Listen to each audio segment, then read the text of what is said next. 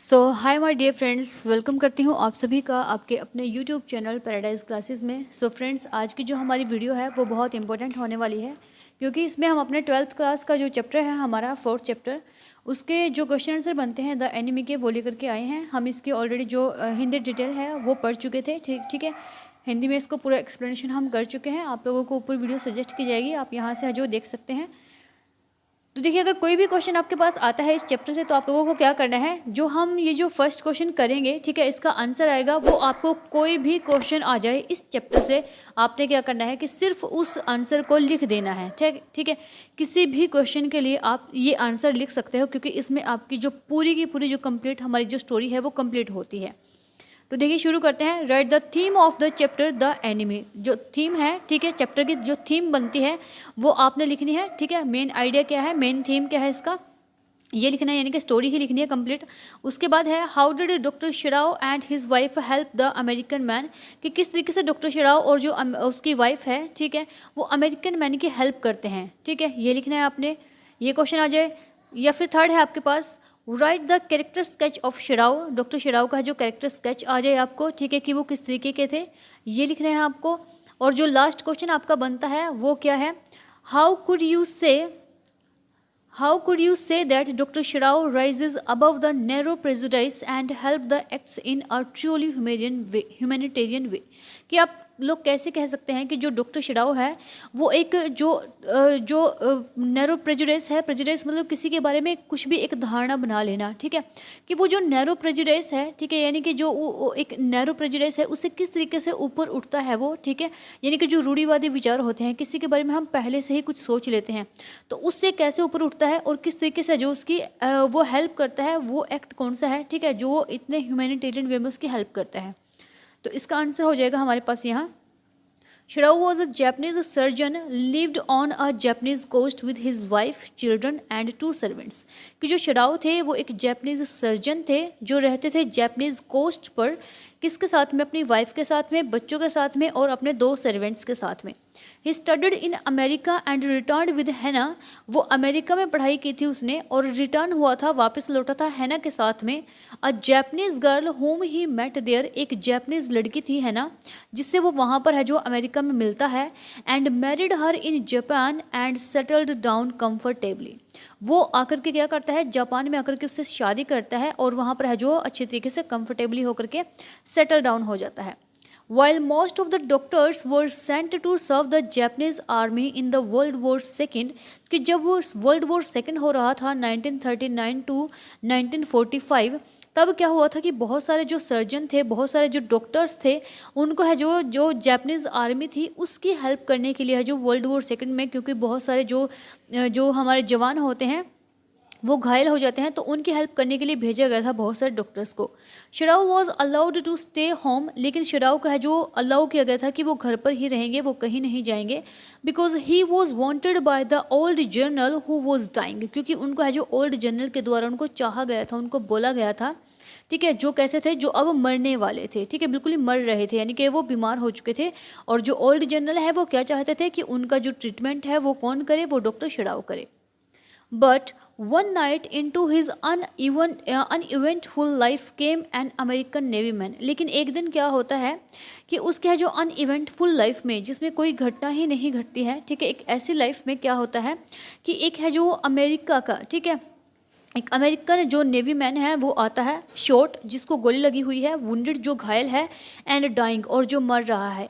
दो unwilling to help his enemy, यद्यपि वो अनविलिंग होता है अपने एनिमी की हेल्प करने के लिए। अनविलिंग का मतलब होता है कि अनिच्छुक, इच्छा नहीं होती है उसकी कि वो उसकी हेल्प करे। Sadao took the young soldier into his house and provided him with medical aid. Sadao क्या करता है, ना चाहते हुए भी उस जो यंग मैन होता है, यंग सोल्जर होता है, उसके अपने घर में लेकर के जाता है और उसको है जो मेडिकल जो एड है, मेडिकल जो सहायता है उसको प्रोवाइड करता है।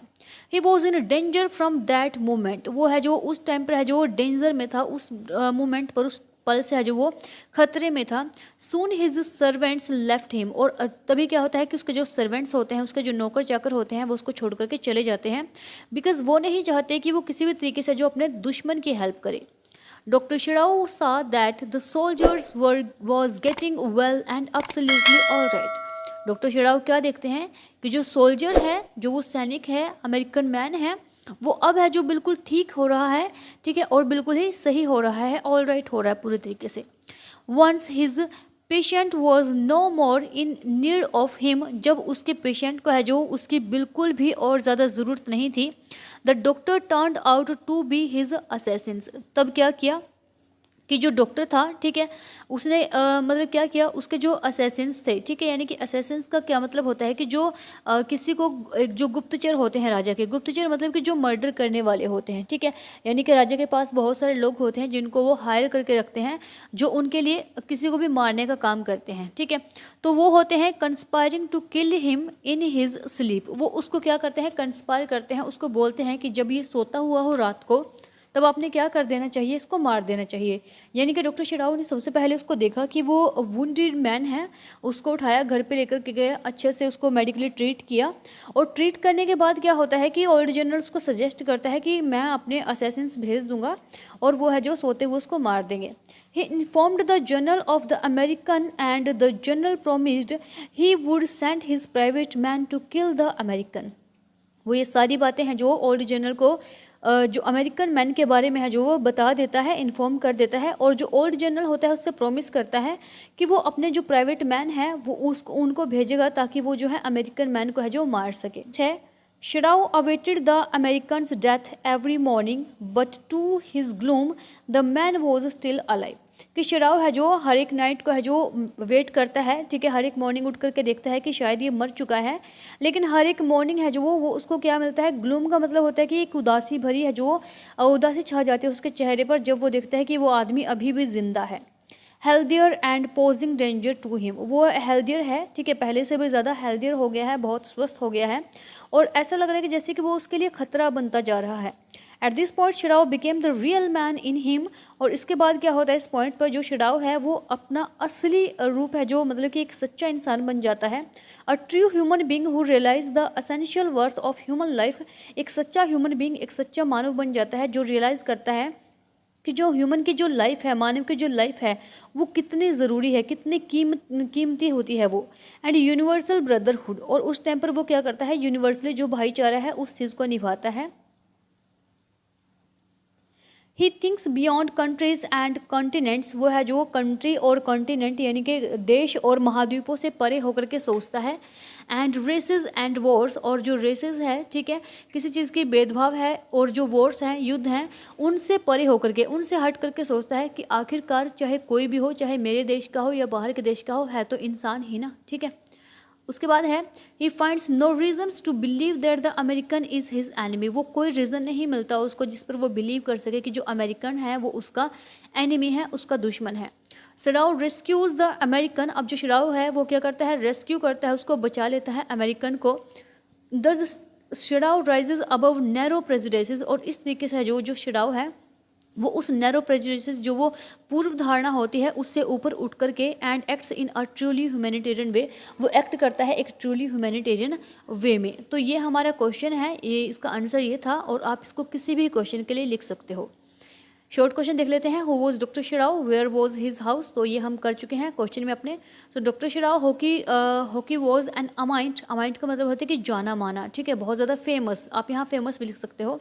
Was a famous Japanese surgeon and scientist who was working on a discovery which would make wounds entirely clean, ठीक है। डॉक्टर शिराव हॉकी थे, वो क्या थे, एक जाने माने हैं जो जैपनीज सर्जन थे और साइंटिस्ट थे जो काम कर रहे थे किसके डिस्कवरी पर, जो है जो अच्छे तरीके से वुंड को है जो बहुत एंटायरली यानी कि पूरी तरीके से साफ कर सकती थी।